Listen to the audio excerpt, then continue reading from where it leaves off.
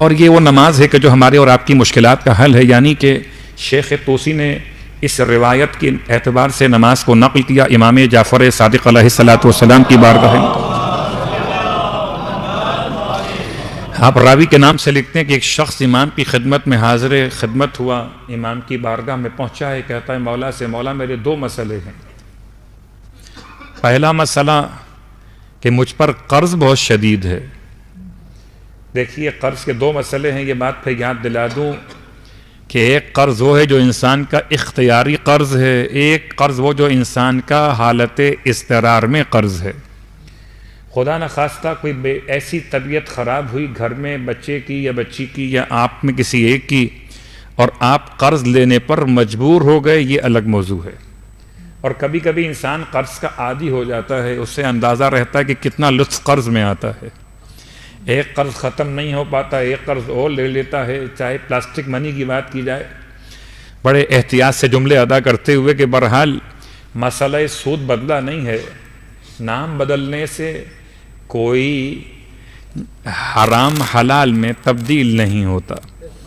البتہ ہاں اگر مرجع وقت نے کوئی گنجائش فتوے میں بیان کی ہو تو الگ موضوع ہے، لیکن جو حرام محمد ہے وہ قیامت تک کے لیے حرام ہے، اور جو حلال محمد ہے وہ قیامت تک کے لیے حلال ہے. انسانیت کے باب میں جب ہم بات آگے بڑھائیں گے تو شاید یہ بات آج آ جائے کہ خود فراموشی کے اسباب میں ایک سبب یہ بھی کہ انسان غیر کو اصل قرار دیتا ہے. انسان غیر کو اصل قرار دیتا ہے. اس کے بعد میں سود کی آیت آنے والی، صلوات پڑھے محمد و آل محمد.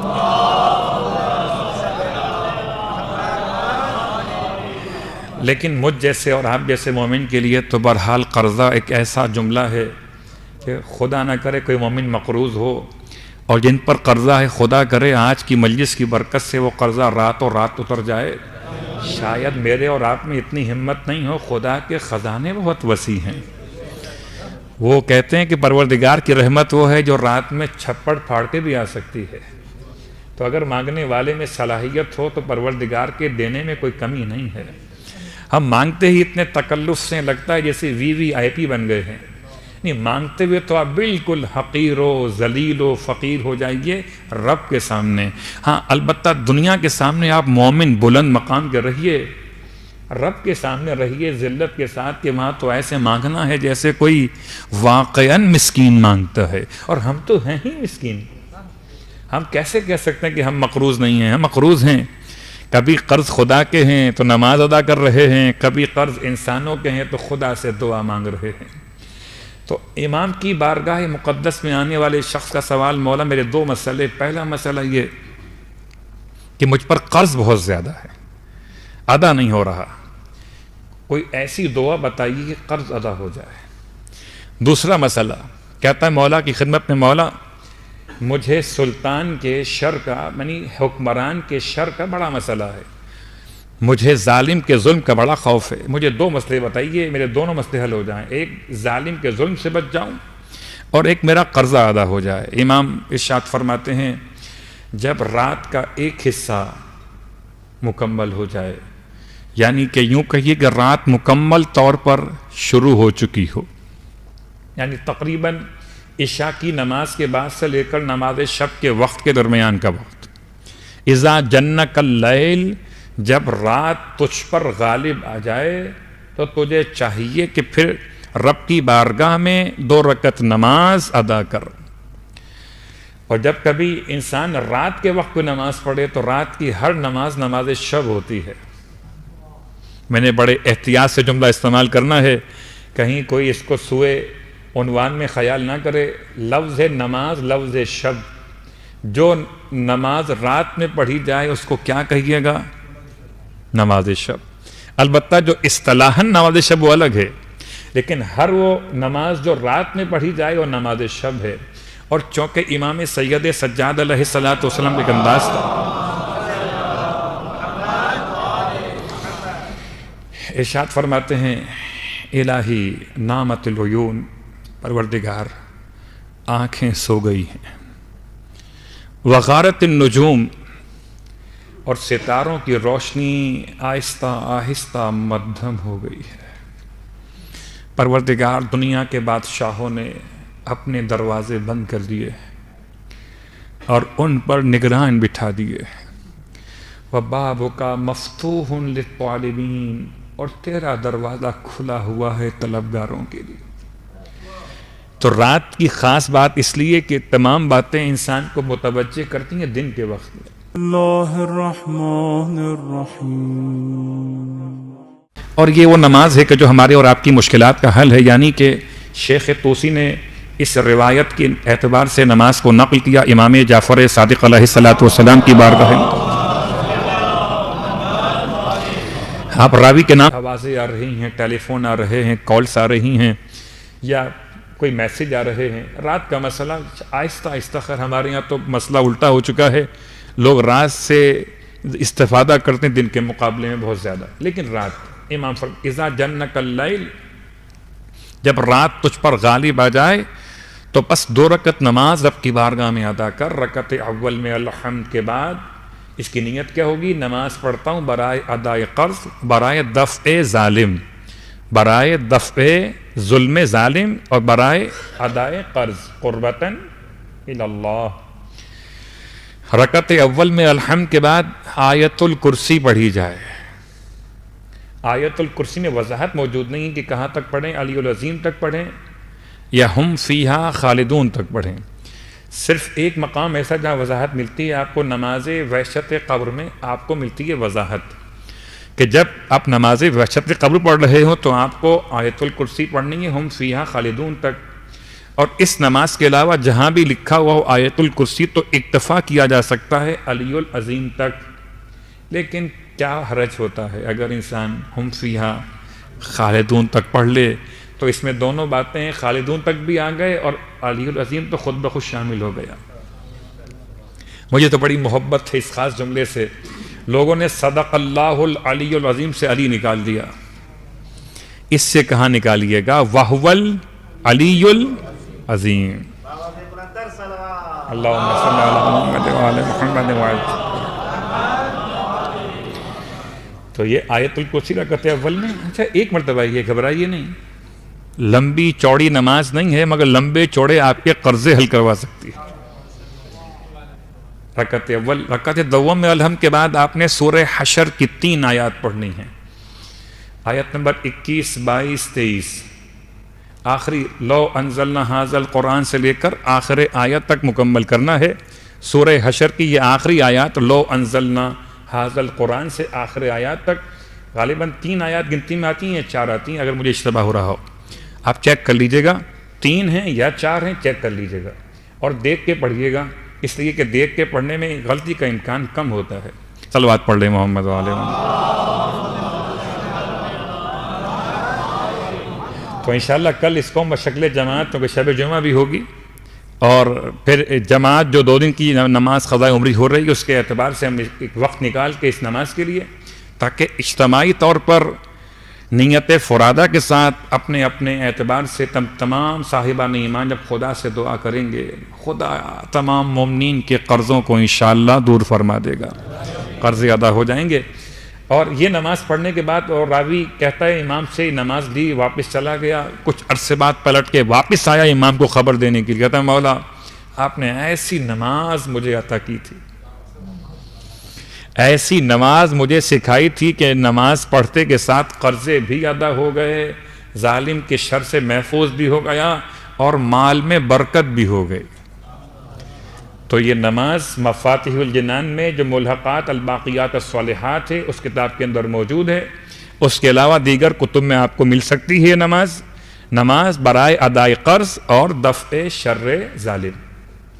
یہ تو بات تھی نمازوں کے باب میں. اب آئیے ہماری گفتگو کل انسان کے عنوان پر مستقل ہے، اور انسان کے عنوان پہ گفتگو اتنا آسان نہیں ہے کہ انسان واحد ایسا حیوان ہے کہ جو انسانیت کے بغیر بھی دکھائی دیتا ہے، جبکہ کوئی اور حیوان ایسا نہیں ملتا جس میں اس کی صفت اس سے الگ کی جا سکے. میں مثال کل بھی دے رہا تھا، آج بات کو آگے بڑھاتے ہوئے، کہ کیا واقعاً ایسا ہے کہ انسان کی پہچان اتنا مشکل، انسان اتنا اہم کیوں ہے؟ اتنا اہم اس لیے ہے اتنا اہم اس لیے کہ مولا متقیان علی ابن ابی طالب علیہ السلام کا فرمان ہے، اتزعم، کیا تو یہ گمان کرتا ہے، انکا جرم صغیر، تو ایک چھوٹا سا وجود ہے، تو یہ گمان کرتا ہے تو ایک چھوٹا سا وجود ہے، بل انطوی فیک العالم الاکبر، بلکہ تیرے اندر تو پورا ایک بڑا عالم موجود ہے، پوری حکومت ہے، اس کے بادشاہ کا نام روح ہے، اس کے وزیر کا نام عقل ہے، اس کے نیچے 4 قوتیں کام کر رہی ہیں، شہوت و غضب و، اور اس کے علاوہ 2 قوتیں اور جن میں جذبات کا دخل ہے، وہم بھی شامل ہے، غضب بھی شامل ہے، شہوت بھی شامل ہے۔ ان تمام قوتوں کے ساتھ انسان کے جسم میں جو اصل کیفیت ہے، کیا پہچان کیسے ہو کہ انسان نے کس بات کو فراموش کیا؟ اور بات یاد رکھیے، شاید ہمارے یہاں اس خاص عنوان پر اتنی گفتگو ہوئی کہ نہیں ہوئی، بہت تلاش کیجئے گا آپ کو انسانیت کے موضوع پر کتنی کتابیں ملتی ہیں، لیکن 18ویں صدی اور 19ویں صدی کے دانشوروں نے خاص طور سے جو غیر مسلم تھے، جو مغربی ممالک کے لوگ تھے، انہوں نے کافی کام کیا، ادبی تحریک ہو، ہنری تحریک ہو، فنی تحریک ہو، سیاسی تحریک ہو، ان تمام تحریک کا ایک خاص عنوان بنا انسانیت، اور انسانیت کے نام کو استعمال کرتے ہوئے سماجی طاقتوں نے اپنے اپنے بہت سے مسائل آج حل نہیں کیے، بلکہ کب سے حل کرتے ہوئے چلے آ رہے ہیں۔ فرعون کیسے بن گیا؟ وہ تو ایک اکیلا انسان تھا، اکیلا ایک تھا، فرعون ایک تھا۔ اگر چند اور اس کے لیے بیوقوف موجود نہ ہوتے تو فرعون نہیں بنتا۔ بہت غور کیجئے گا، جنہوں نے اپنے نفسوں کا اختیار فرعون کے ہاتھ میں دے دیا، فرعون نے انہیں جس زندگی کی خبر دی، انہوں نے اسی زندگی کی تعریف کو قبول کر لیا۔ بہت غور کیجئے، مسئلہ کیا ہے؟ مسئلہ کل بھی ایک غلامی تھی اور آج بھی یہ غلامی ہے، کیونکہ انسان نے اپنے آپ کو پہچانا ہی نہیں ہے۔ میں سمجھتا ہوں میں کیا ہوں، 2 آنکھیں ہیں، ایک زبان ہے، 2 ہاتھ ہیں، 2 قدم ہیں۔ امام فرماتے ہیں کیا تم گمان کرتے ہو کہ تم چھوٹے سے وجود ہو؟ یا تو مولا نے کوئی جملہ جذبات میں آ کر کہہ دیا تھا، اللہ یعوذ باللہ من ذالک، کیا مبالغہ آرائی فرمائی مولا نے، یا کوئی اس میں خاص پیغام موجود ہے؟ بل انطوی فیک العالم الاکبر، بلکہ تمہارے اندر ایک بڑا عالم پوشیدہ ہے، اس عالم کو تلاش تو کیجئے۔ سورہ مبارکہ حامیم سجدہ بھی کہا جاتا ہے، اور سورہ مبارکہ فصلت بھی اسے کہا جاتا ہے۔ اس سورہ کی آیت نمبر 53 میں خدا نے انسان کو متوجہ کیا، سَنُرِيهِمْ آیاتنا فی الآفاق وفی انفسہم، ان قریب ہم اپنی نشانیاں دکھائیں گے، اس میں آفاق میں بھی اور خود تمہارے اپنے نفسوں کے اندر بھی۔ تو ایک مسئلہ آفاقی مسائل سے ایک مسئلہ انفسی مسائل کا ہے، اور اسی لیے ہماری بات کل وہاں تک پہنچی تھی کہ 3 خاص نام دیے گئے مغربی دانشوروں میں سے، جنہوں نے اس مسئلے پر دین کو انسان کی خود فراموشی کے اسباب میں سے ایک سبب قرار دیا۔ وہ 3 کون؟ صلوات پڑھیں محمد وعلى محمد۔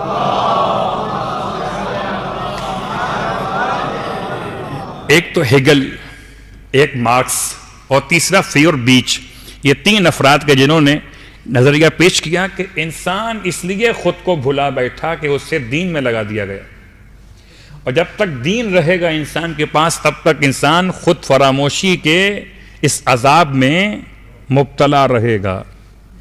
کہ جب تک بات بیان نہ ہو اصل مسئلہ تب تک جواب بیان کرنا آسان نہیں ہے۔ ان کا نظریہ یہ ہے کہ خود فراموشی یعنی انسان کا اپنے آپ کو بھول جانا، جی نماز پڑھو، جی روزہ رکھو، جی حج کرو، آپ کیا ہو جی؟ آپ نمازی ہو، آپ روزے دار ہو، آپ حاجی ہو، اپنے آپ کو بھول جاؤ، نماز پڑھو، اپنے آپ کو بھول جاؤ، نہ کھاؤ نہ پیو، دل چاہتا ہے کھاؤ اور پیو، روزہ کہتا ہے نہ کھاؤ نہ پیو، دل کہتا ہے حج کے موسم میں امریکہ جاؤ، قرآن کہتا ہے حج پر آؤ، تو کیا کیجئے؟ وہ 3 کہتے ہیں جو انسانیت کے بڑے دعوے دار، انسانی تحریک اٹھانے والے، انہوں نے اس کو استعمال کیا کہ یہ دین اگر نہ ہوتا تو انسان خود فراموشی کے اس مسئلے میں گرفتار نہ ہوتا، دین اس بات کا باعث بنا ان کے نزدیک۔ اب آئیے ہم تلاش کرتے ہیں کہ خود فراموشی کے مسائل میں کیا واقعاً دین مسئلہ ہے، دین رکاوٹ ہے کہ انسان اپنے آپ کو نہ پہچانے. تو آپ تلاش کیجئے کوئی بھی تحریک دنیا میں جتنی اب تک اٹھی ہیومنزم کے اعتبار سے، کوئی بھی تحریک نے کتنا بیان کیا ہو انسان کے موضوع کو، مگر جتنا بیان ادیان آسمانی نے کیا. چلیے اگر آپ کو پھر سیر کراؤں ایک مرتبہ ماضی کی، فرشتے کھڑے تھے اور حضرت آدم کو خدا نے ان کا مسجود قرار دیا تھا. اگر یہ خود فراموشی کی بنیاد پر دین رکاوٹ ہوتا تو خدا نے پہلے انسان کو اتنا بڑا بنایا کہ فرشتے اسے سجدہ کر رہے تھے. فرشتے اسے، یہ دین کا آغاز، یہ کائنات کی ابتدا، یہ حضرت ابو البشر جناب آدم علیہ السلام کا مقام ایک انسان ہونے کی حیثیت میں، خلیفہ خدا ہونے کی حیثیت میں. کیا قرآن نہیں کہتا کہ جب پروردگار نے اپنی امانت کو پیش کیا پہاڑوں پر تو پہاڑوں نے خدا کی امانت کو اٹھانے سے انکار کر دیا اور وہ اس امانت کے بوجھ سے خوف کھانے لگے. مگر انسان ایسا تھا جس نے خدا کی امانت کے بوجھ کو اٹھا لیا. تو خدا نے انسان کو بنایا ایسا ہی ہے. والشمس وضحاها والقمر اذا تلاها والنهار اذا جلاها والليل اذا يغشاها والسماء وما بناها والارض وما طحاها ونفس وما سواها.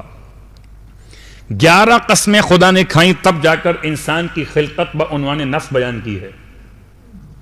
تو 11 قسمیں کھا کر خدا نے حیوان کو بیان نہیں کیا، کلب کو بیان نہیں کیا، خدا نے گائے کو بیان نہیں کیا، خدا نے فیل کو بیان نہیں کیا. بیان کس کو؟ کہ انسان کو بیان کیا.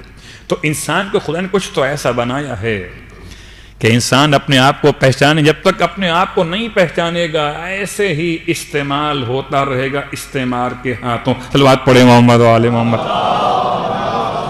جب تک نہیں پہچانے. اب یہ مسئلہ کل کی بات سے مجھے منسلک کرنا ہے، خود فراموشی کے مسائل بھی بیان کرنے ہیں اور پھر انسان کو انسان کی تلاش میں ایک درد کی طرف پھر واپس موڑ کے لانا ہے. لیکن پہلے خود فراموشی کے مسائل میں پہلا مسئلہ کہ انسان نے اپنے آپ کو فراموش کیوں کر لیا؟ کہ اپنی حقیقت سے نابلد ہو گیا. جب اپنے آپ کو پہچانا ہی نہیں. بڑی آسان سی مثالیں ہیں کہ اگر آپ کو ایک چمکتا ہوا پتھر دیا جائے، آپ نے کبھی زندگی میں گولڈ دیکھا نہ ہو تو آپ کہاں رکھیے گا چمکتے ہوئے پتھر کو؟ آپ جانتے ہی نہ تھے. اب بچہ اس سے کھیلے کہ گھر میں اس سے اور کوئی کام لیے جائیں، ہو سکتا ہے نشانے لیے جائیں اس سے، کیونکہ آپ کو نہیں معلوم کہ قدر و قیمت کیا ہے تو اس کو اس کا مقام نہیں مل رہا. کبھی ٹھوکر میں آتا ہے، کبھی دیوار پہ مارا جاتا ہے، کبھی برتن صاف کرنے کے لیے اسے برتن پہ رگڑا جاتا ہے. کیوں؟ اس لیے کہ آپ کو اس کا مقام نہیں معلوم ہے. جب مقام نہیں معلوم، قدر و قیمت نہیں معلوم تو پھر ایسے ہی ٹھوکریں نصیب میں ہوتی ہیں. اور پیغمبر آئے ہی اس لیے تھے کہ انسان کو ٹھوکروں سے بچا کر اس کا مقام یاد دلا دیں. ورنہ خود فراموشی میں پہلا مسئلہ کہ انسان نے اپنے آپ کو بھلایا کیوں ہے؟ کہ انسان اپنے آپ کو جانتا ہی نہیں کہ وہ ہے کیا. بس روٹین کی لائف ہے. سو جائیے، اٹھ جائیے، کھا لیجئے، پی لیجئے. مجھے بتائیں ایمانداری سے، اگر اسی کا نام لائف ہے تو مجھ میں اور حیوان میں کیا فرق ہے؟ صلوات پڑھے محمد و آل محمد.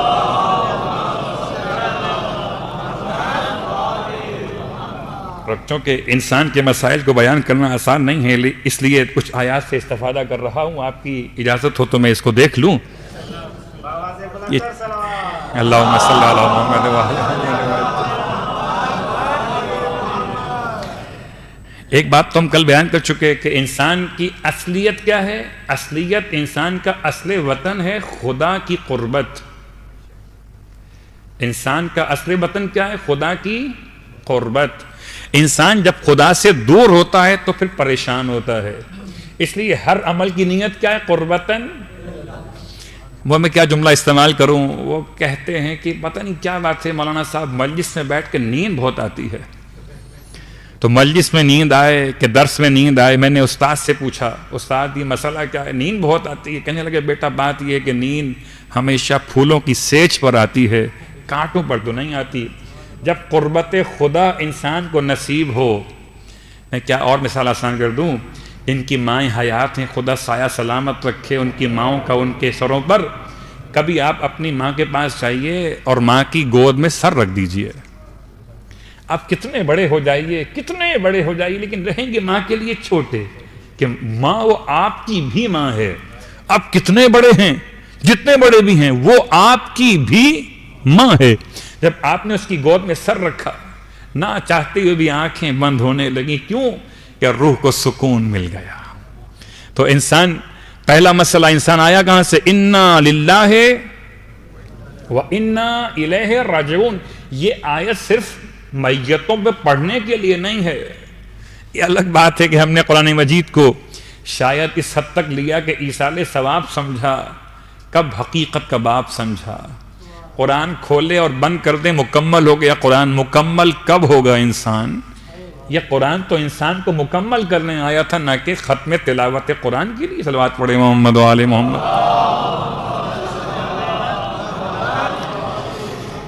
تو پہلا مسئلہ انا للہ و انا الیہ راجعون. اس کے ذہن میں بات سن لیجئے، یہ کل کی بات سے منسلک ہو جائے گی. کیونکہ انسان کی اصلیت خدائیت ہے، یعنی خدا کی طرف جانا ہے. آیا وہاں سے ہے نا، وہاں سے آیا ہے. کیوں وہاں سے آیا ہے؟ روح الہی ساتھ لے کر آیا ہے. تو اس کا دل یہاں لگتا نہیں ہے. بظاہر ایسا ہے